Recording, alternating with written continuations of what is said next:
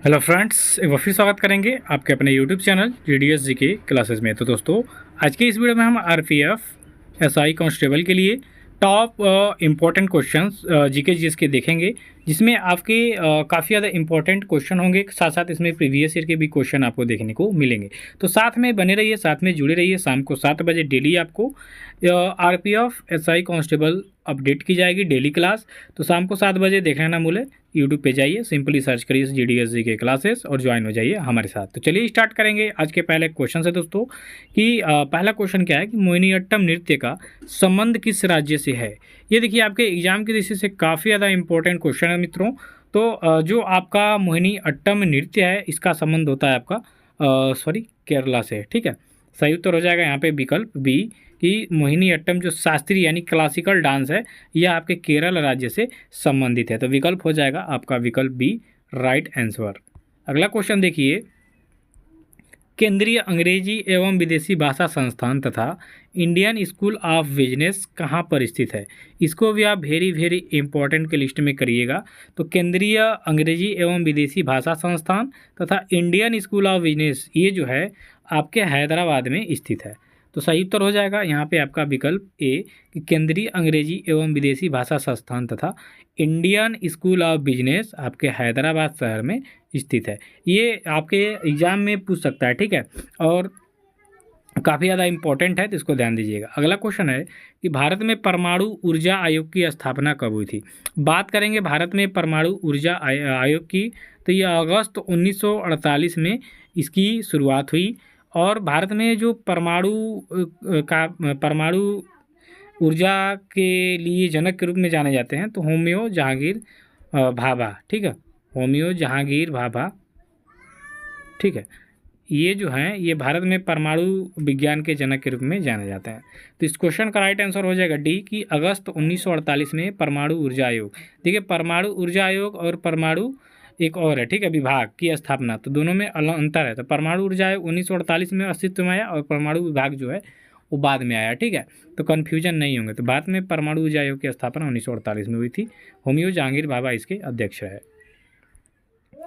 Next question की बात करेंगे कि प्रायद्वीपीय भारत की सबसे लंबी नदी कौन है। तो भारत में बात करेंगे भारत की सबसे लंबी नदी कौन है, तो ये आपकी होती है गंगा नदी। ठीक है, भारत में सबसे लंबी नदी कौन है आपकी, तो गंगा नदी, जिसकी लंबाई है 2525 किलोमीटर। बात करेंगे प्रायद्वीपीय, यानी ये जो आपका मैप में दिखता है प्रायद्वीपीय भारत, इसमें जो सबसे लंबी नदी है वो कौन सी है। तो इसमें जो सबसे लंबी नदी है वो आपकी है गोदावरी नदी। तो राइट आंसर होगा यहाँ पे विकल्प सी, कि प्रायद्वीपीय भारत की सबसे लंबी नदी है गोदावरी नदी। ठीक है, चलिए अगला क्वेश्चन देखेंगे दोस्तों, कि ट्रेनों में त्रिनेत्र प्रणाली का प्राथमिक उद्देश्य क्या है। ये भी आपके देखिए रेलवे से विभाग से क्वेश्चन है, तो काफ़ी ज़्यादा इंपॉर्टेंट होगा। तो इसका सही उत्तर क्या हो जाएगा, तो इसका सही उत्तर हो जाएगा कि रेलवे पटरियों पर अवरोध का पता लगाना और दुर्घटनाओं को रोकना। ठीक है, सही उत्तर हो जाएगा विकल्प ए, कि रेलवे पटरियों पर अवरोध का पता लगाना और दुर्घटनाओं को रोकना त्रिनेत्र प्रणाली का प्राथमिक उद्देश्य है। अगले क्वेश्चन में निम्नलिखित में से भारतीय रेल का शुभंकर यानी प्रतीक कौन है। तो भारतीय रेल का शुभंकर है आपका जो आपका भोलू हाथी है, यही है। तो राइट आंसर हो जाएगा इसका विकल्प बी, कि इसमें से भारतीय रेल का जो शुभंकर यानी प्रतीक है वो आपका भोलू हाथी है। अगला क्वेश्चन देखिए, भारतीय रेल संग्रहालय किस शहर में स्थित है। तो दोस्तों, भारतीय रेल संग्रहालय की बात करेंगे तो यह आपके नई दिल्ली में स्थित है। तो राइट आंसर हो जाएगा इस क्वेश्चन का विकल्प सी, कि राष्ट्रीय रेल संग्रहालय आपके नई दिल्ली में स्थित है। ठीक है, चलिए नेक्स्ट बढ़ेंगे। तो नेक्स्ट में आपका गरासिया जनजाति आपकी कहाँ पर पाई जाती है। तो गरासिया जनजाति, यहाँ पे देखिए जनजाति से क्वेश्चन आया, तो मोस्ट इंपॉर्टेंट क्वेश्चन हो जाएगा ये। ठीक है, तो मोस्ट इंपॉर्टेंट के लिस्ट में करिएगा। और गरासिया जनजाति जो होती है ये आपके राजस्थान में भी पाई जाती है और साथ साथ गुजरात में भी। ठीक है, इसकी जो गरासिया जनजाति के लोग हैं वो कुछ मात्रा में आपके गुजरात में भी देखने को मिलते हैं, और खासकर राजस्थान में तो है ही है। ठीक है, तो गरासिया जनजाति आपके विकल्प में गुजरात नहीं दिया है, राजस्थान दिया है, तो राजस्थान इसका सही उत्तर हो जाएगा विकल्प डी।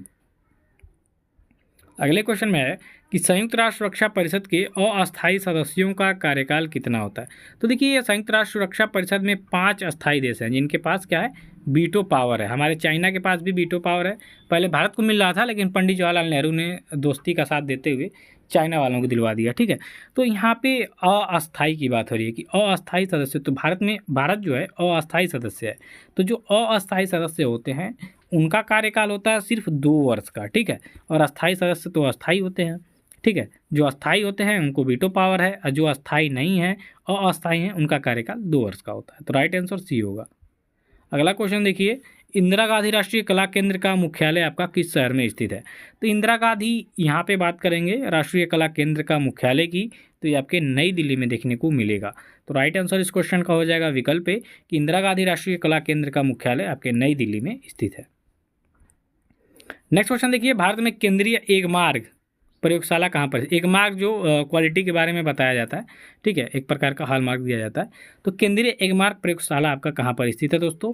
तो यह स्थित है आपके नागपुर में। राइट आंसर हो जाएगा इसका विकल्प डी कि भारत में केंद्रीय एगमार्ग प्रयोगशाला आपके नागपुर में स्थित है, ठीक है। चलिए अगला क्वेश्चन देख लेंगे मित्रों कि निम्नलिखित में से कौन सा देश सार्क का सदस्य नहीं है? तो सार्क का सदस्य इसमें से आपको बताना है कौन नहीं है, ठीक है।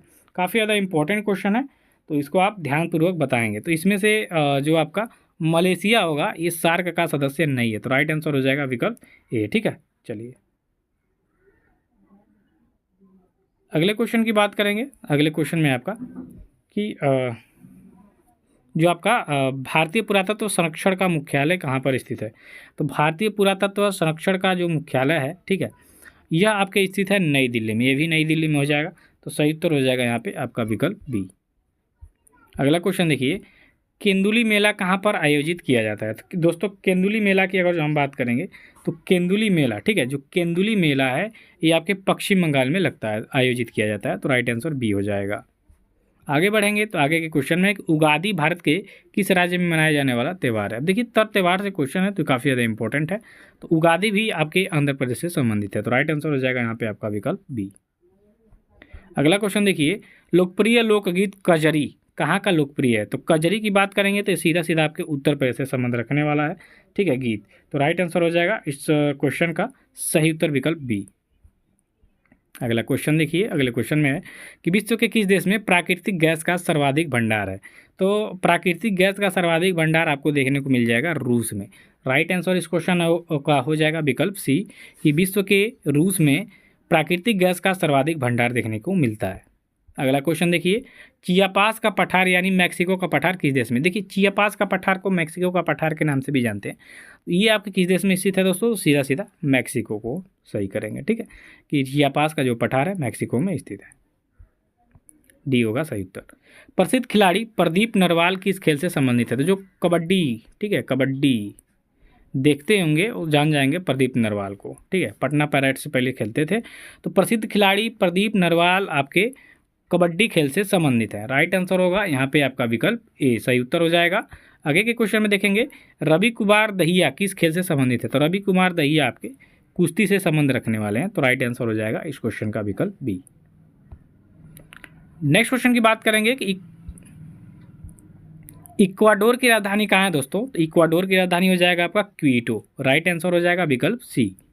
अगला क्वेश्चन देखिए, चित्रकूट जलप्रपात आपके किस राज्य में स्थित है? तो दोस्तों चित्रकूट जलप्रपात की अगर जो हम बात करेंगे तो यह आपके छत्तीसगढ़ राज्य में स्थित है। तो राइट आंसर इस क्वेश्चन का हो जाएगा विकल्प डी कि चित्रकूट जलप्रपात। देखिए जलप्रपात से क्वेश्चन आपको देखने को बहुत सारे मिलेंगे, तो इसलिए चित्रकूट जो जलप्रपात है ये आपके छत्तीसगढ़ राज्य में स्थित है, ठीक है। तो सही उत्तर हो जाएगा विकल्प डी। अगला क्वेश्चन देखिए, कटक किस नदी के किनारे पर स्थित है? देखिए कटक से संबंधित अभी एक और जानकारी लेंगे, तो महानदी हो जाएगा इसका राइट आंसर। और कटक में आपका केंद्रीय चावल अनुसंधान संस्थान स्थित है, ये भी याद रखिएगा। और सुभाष चंद्र बोस का जन्म भी कटक में होता है। अब कटक की बात हुई है तो कटक कहाँ पड़ता है आपका? ये उड़ीसा में पड़ता है, ठीक है। और कटक किस नदी के किनारे पर स्थित है? तो महानदी के। तो राइट आंसर हो जाएगा सी। अगला क्वेश्चन देखिए कि भारत में स्थित केंद्रीय औषधि अनुसंधान संस्थान आपका कहाँ पर स्थित है? तो केंद्रीय औषधि अनुसंधान केंद्र की बात करेंगे तो ये आपके लखनऊ में स्थित है। राइट आंसर बी हो जाएगा। अगला क्वेश्चन देखिए, पटाका किस देश की मुद्रा है? तो दोस्तों पटाका की बात करेंगे तो ये मकाऊ की मुद्रा है, ठीक है, मकाऊ इसका राइट आंसर हो जाएगा विकल्प ए। अगला क्वेश्चन है देखेंगे, यूनेस्को की विश्व धरोहर स्थल कंदरिया महादेव मंदिर आपका कहाँ पर स्थित है? तो कंदरिया महादेव मंदिर की अगर जो हम बात करेंगे तो ये आपके खजुराहो यानी मध्य प्रदेश में स्थित है। तो राइट आंसर डी होगा। अगला क्वेश्चन देखिए, अर्जुन पुरस्कार किस क्षेत्र में जाता है? तो 1961 में इसकी शुरुआत हुई। बात करेंगे क्षेत्र की, तो ये खेल के क्षेत्र में दिया जाता है। राइट आंसर हो जाएगा यहाँ पे आपका विकल्प सी। अगला क्वेश्चन देखिए, प्रसिद्ध जुलू जनजाति किस देश से संबंधित है? तो जुलू जनजाति की जब भी बात आएगी आप सीधे जाएंगे दक्षिण अफ्रीका के पास। तो राइट आंसर होगा इसका विकल्प बी। ठीक है, चलिए अगला क्वेश्चन है कि वारली लोक चित्रकला किस राज्य से संबंधित है? तो वारली लोक चित्रकला की अगर जो हम बात करेंगे तो ये महाराष्ट्र राज्य से संबंधित है। तो सही उत्तर हो जाएगा इसका विकल्प बी। ठीक है, चलिए अगला क्वेश्चन देखिए, भारत ने पोखरण में अपना दूसरा परमाणु परीक्षण किस वर्ष किया था? ठीक है, तो देखिए परमाणु मूवी भी आई है जिसमें जॉन अब्राहम आपके मुख्य भूमिका में है। ठीक है, तो फिल्म जिसने देखा होगा जानता होगा। तो भारत ने इंदिरा गांधी के शासनकाल में भी एक पोखरण में परमाणु परीक्षण किया था लेकिन फेल हो गया था। तो दूसरा कब हुआ था? 1998 में, 1998 में। तो राइट आंसर हो जाएगा बी, अटल बिहारी वाजपेयी के शासनकाल में।